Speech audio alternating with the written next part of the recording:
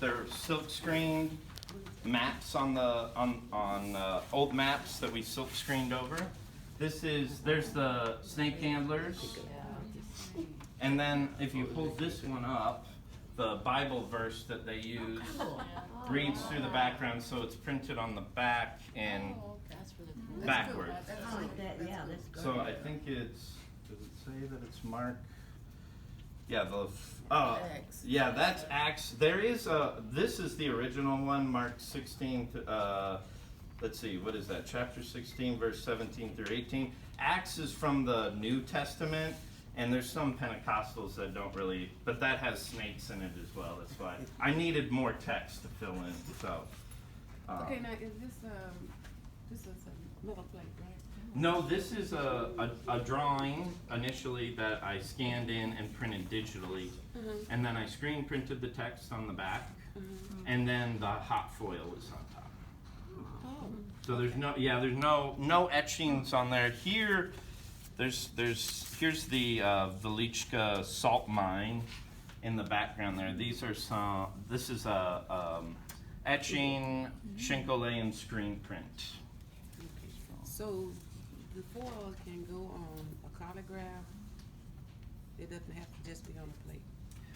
No, it doesn't have to be on any kind of plate. You could laminate it to anything afterwards. So just with heat and some kind of acrylic for it to bind to. It would be hard. You need a. It goes on the paper. It goes onto the paper. Yeah. Yeah, it gets laminated. So we're going to try to put it on these. These are some test prints I brought in. Are you talking plastic or chalk-based acrylic? We're talking plastic. Okay, because I do a lot Good of question. collographs. That's why I'm question. So here, this was the beginning of this piece here. So that's how that finished. So this is a etching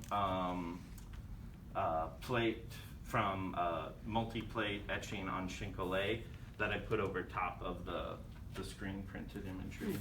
This is one with, it's got an etching and then screen print and flocking. So that's the powdered silver dust that's on that one. This is just a weird etching that's on Japanese paper. Let's see, what else do I have here? These are some prints with varnish over top. So there's screen prints with then a layer of gloss varnish.